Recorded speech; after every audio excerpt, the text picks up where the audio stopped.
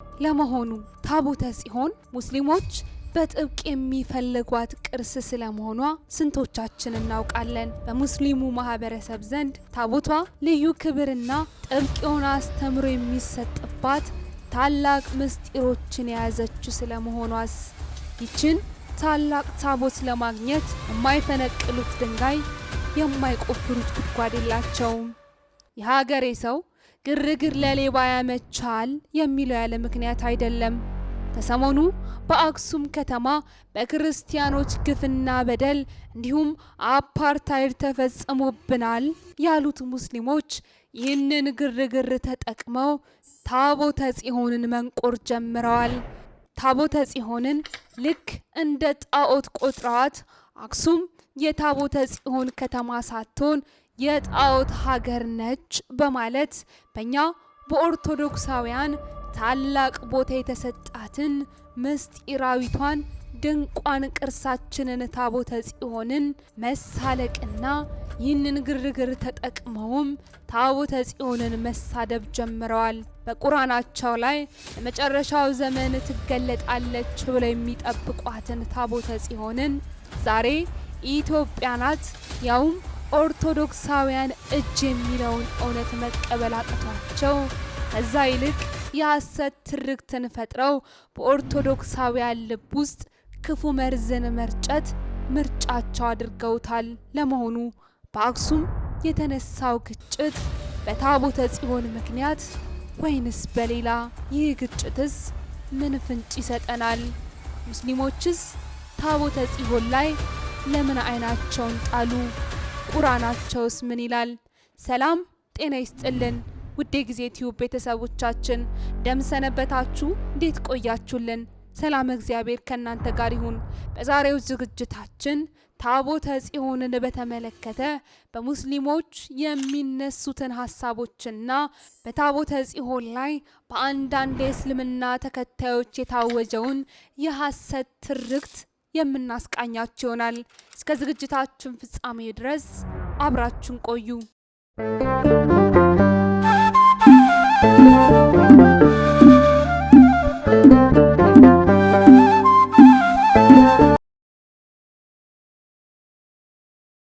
ወጀውን የሐሰት ትርክት የምናስቃኛችሁ ይሆናል። እስከ ዝግጅታችን ፍጻሜ ድረስ አብራችሁን ቆዩ። አክሱም የታቦተ ጽዮን ማደሪያ በመሆኗ በመላው ዓለም ይህች ከተማ አይን ውስጥ እንድትገባ አድርጓታል። ከዚህም ባሻገር ደግሞ በአክሱም ከተማ ውስጥ ናት ተብላ የምትታመነው ታቦተ ጽዮንም የሰማያዊቷ ኢየሩሳሌም ምሳሌ በመሆኗ ታቦተ ጽዮንን ፍለጋ የሚያማትሩ በሙሉ ወደ አክሱም እግራቸው ያቀናል። ታዲያ ወደዚህ ስፍራ ታቦተ ጽዮንን ፍለጋ የሚያቀኑ ሁሉ አንዳንዶች በብልሃት አንዳንዶች ደግሞ በሴራ ታቦተ ጽዮንን ለመዝረፍና ለመስረቅ ይሞክራሉ። በአክሱም ከተማ ውስጥ ቀጥተኛ የሃይማኖት ግጭት በመፍጠር ከተማዋን ወደ ፍርስራሽነት በመለወጥና ታቦቱን ለደህንነት ሲባል ወደ ውጭ በማውጣት ሰበብም ለመዝረፍ የሚሞክሩ አካላትም በዚህ ስፍራ አይናቸውን ጥለዋል። የሀገሬ ሰውም ግርግር ለሌባ ያመቻል የሚለው ያለ ምክንያት አይደለም። እንዲህ አይነቱን አጋጣሚ እየተጠቀሙ በርካታ ቅርሶቻችንን የሚዘርፉ አካላት መኖራቸውን ለመጠቆም እንጂ።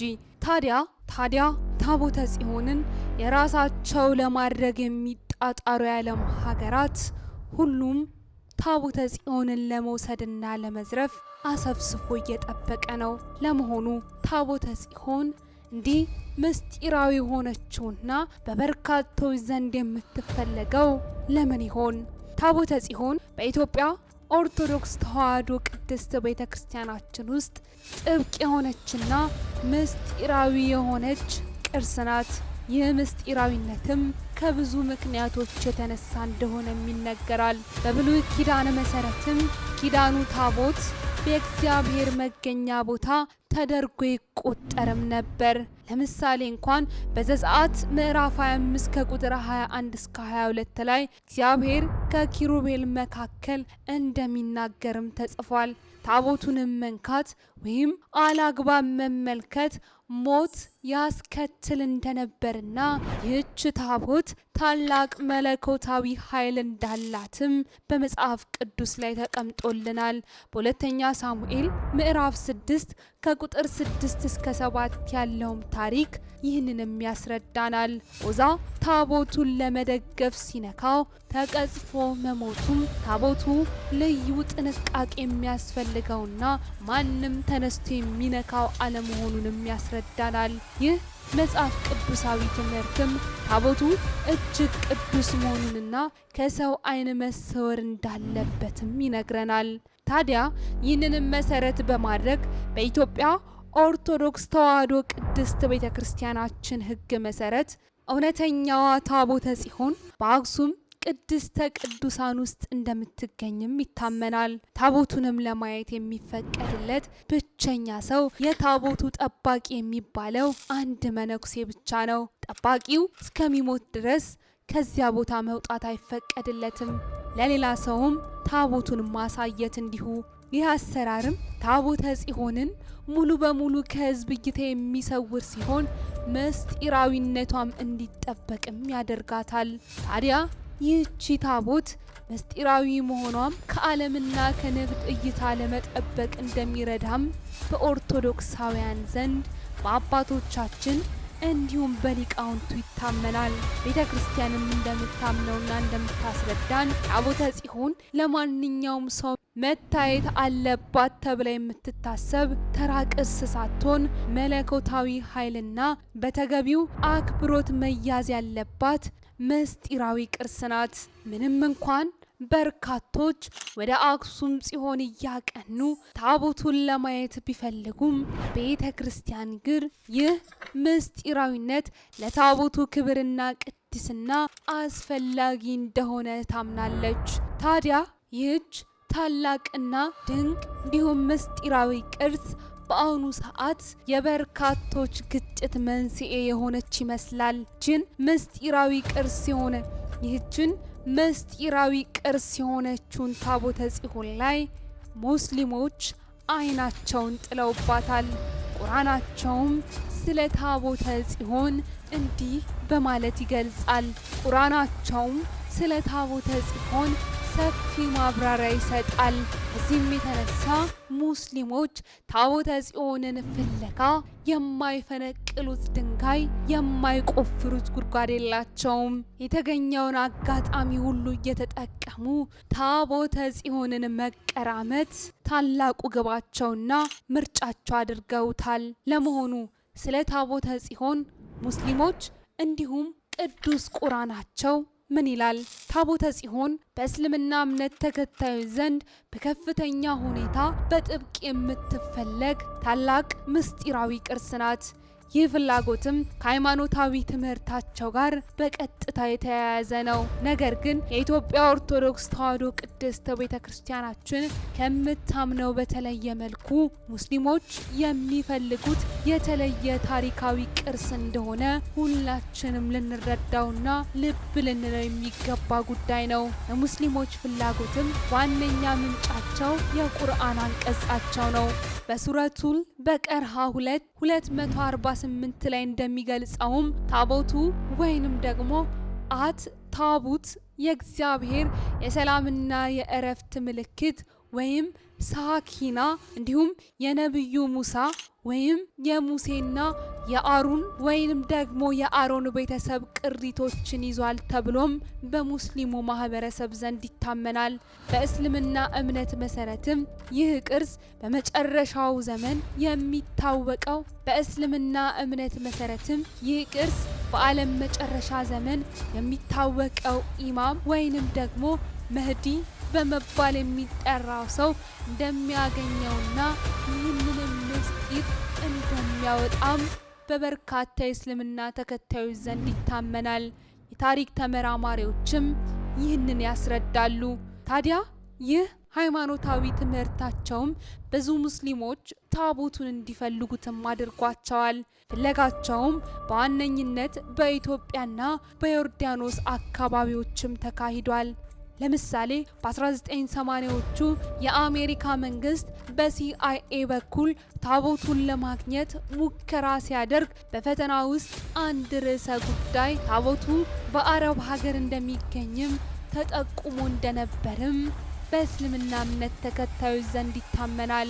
በአጠቃላይ ታቦቱ በክርስቲያኖችና በሙስሊሙ ማህበረሰብ ዘንድ ከፍተኛ ትኩረት የሚሰጠው፣ በርካቶችም ይህንን ታቦት የራሳቸው ለማድረግ የሚቀራመቱት ታላቅና ምስጢራዊም ቅርስ ነው። ከሰሞኑም በአክሱም ከተማ ተቀስቅሶ የነበረውም ግጭት በቀጥታም ሆነ በተዘዋዋሪ ከቅዱሱ ከታቦተ ጽዮን ጋርም የተያያዘ ነው።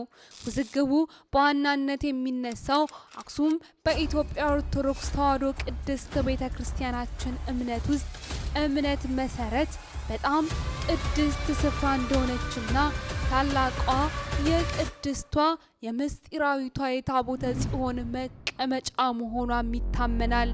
ታዲያ ይህ እምነትም በበርካታ ሙስሊሞች ዘንድ ይህችን ስፍራ እንዲቀራመቷትና ታቦተ ጽዮንንም የግላቸው እንዲያደርጉ ምክንያትም ሆኗቸዋል።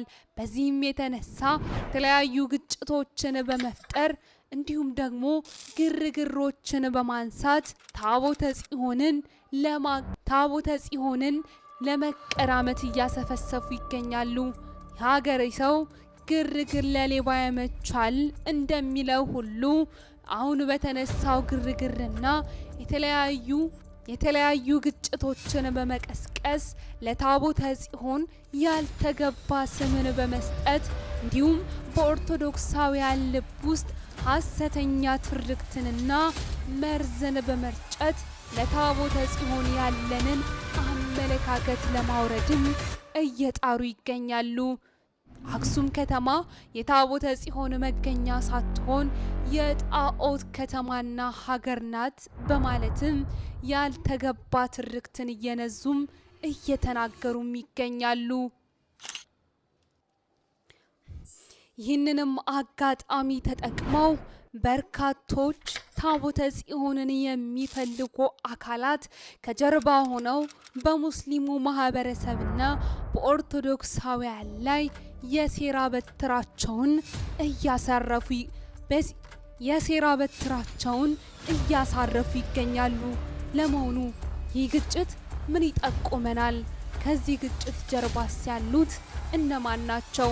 ከማንኛውም ሃይማኖት በስተጀርባ ሆኖ ኢትዮጵያውያንን ለማጥፋት የሚሰራው የሰይጣን የጥፋት ሰራዊት ነው። ዓለም አቀፍ ድርጅቶችም ኢትዮጵያንና ኢትዮጵያዊ ማንነትን ለማጥፋት ሃይማኖታዊ ግጭቶችንም እየተጠቀሙበት ይገኛሉ።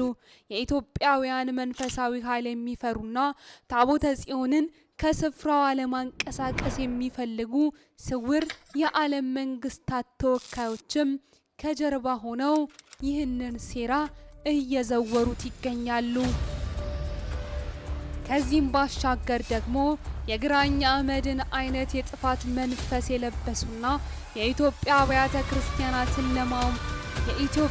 አብያተ ክርስቲያናትንና ቅርሶቿን ለማውደም የሚንቀሳቀሱ የጥፋት ኃይሎችም ይህንን እልቂትና ግጭትም እየደገፉት ይገኛሉ። በመሆኑም ሁሉም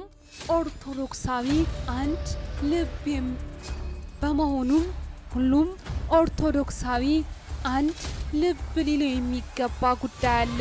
የኦርቶዶክስ ተዋሕዶ ቅድስት ቤተ ክርስቲያን ልጆች የሆንን እኛ በጎሳ ሳንከፋፈል ለታቦተ ጽዮን